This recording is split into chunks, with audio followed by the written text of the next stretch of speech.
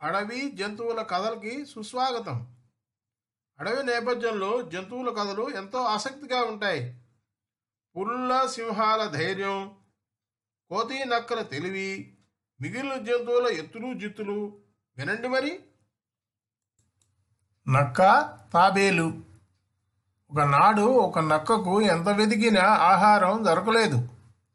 అది కాలుగాలిన పిల్లిలాగా తిరుగుతుండగా దానికి ఒక చోట ఒక వింత జంతువు మెల్లిగా పాకిపోతూ కనిపించింది. అదొక తాబేలు.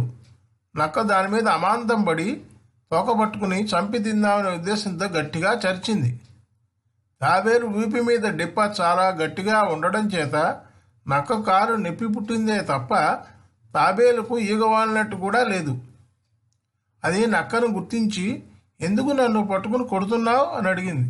నిన్ను చంపి తినాలంటే వీపు ఇంత గట్టిగా ఉందేమిటి అన్నది నక్క.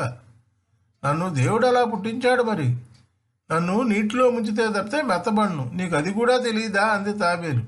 ఓ తెలుసు అంటూ నక్క తాబేలును తోక పట్టుకుని దగ్గరే ఉన్న నదిలో ముంచి కొంచెం సేపు అయ్యాక మెత్తబడ్డావా అని అడిగింది. అయ్యో అయ్యో, మెత్తబడి చచ్చిపోయేలా ఉన్నాను. నన్ను తోక పట్టుకుని వెంటనే పైకి లాగు. ఆ వేరును పట్టుకున్నావేంటి అన్నది తాబేలు లబలబలాడుతూ. తాను పట్టుకుంది ఏదో చెట్టు వేరు కాబోలనుకుని నక్క తాబేలు తోకను వదిలేసింది. మరో క్షణం అది నదిలోకి ఈదుకుంటూ వెళ్ళిపోయింది. నక్క వెర్రి ముఖం వేసుకుని వెనక్కి తిరిగింది.